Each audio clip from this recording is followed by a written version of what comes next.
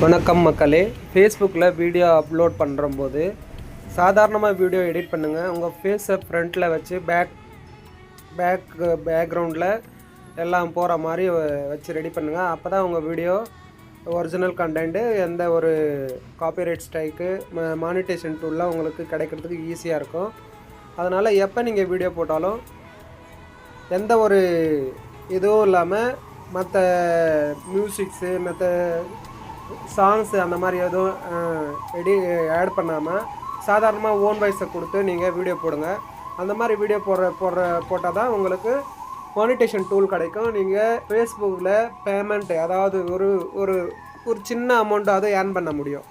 அதுக்காக வேண்டி நீங்கள் இந்த மாதிரி வீடியோஸ் போட்டால் தான் உங்களுக்கு நல்ல வியூஸ் கிடைக்குதோ இல்லையோ, இருந்தாலும் ஃபேஸ்புக்கோட ரூல்ஸ் ரெகுலேஷன் பிரகாரம் பார்த்தோம்னாக்கா நாம் இந்த மாதிரி தான் வீடியோஸ் போடணும் அப்படின்னு சொல்லிட்டு ஃபேஸ்புக்கு ரொம்ப ஸ்ட்ரிக்டாக ரூல்ஸ் போட்டிருக்காங்க.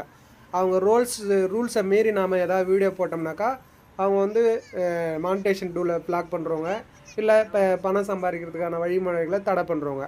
எப்பவுமே வீடியோ போடும்போது நேச்சுரலாக வீடியோ விடுங்க. நல்ல கிளியாரிட்டி இருக்கணும். பேக்ரவுண்டில் எதுவாக இருந்தாலும் பரவாயில்ல, எதுவாக இருந்தாலும் பேக்ரவுண்டில் என்ன இருக்குதோ அதை எல்லாேருக்கும் தெரிகிற மாதிரி உங்கள் ஃபேஸை ஃப்ரண்ட்டை வச்சு காமிச்சு போடுங்க. அப்போ தான் உங்கள் வீடியோ நல்லா ஒரிஜினல் கண்டென்ட்னு சொல்லிட்டு ஃபேஸ்புக்கு ரெக்கமெண்ட் பண்ணோம், வியூஸ் வரதுக்கும் சான்ஸ் இருக்குது. அதனால் நீங்கள் வீடியோவை ரீயூஸ் பண்ணாதீங்க. யாராவது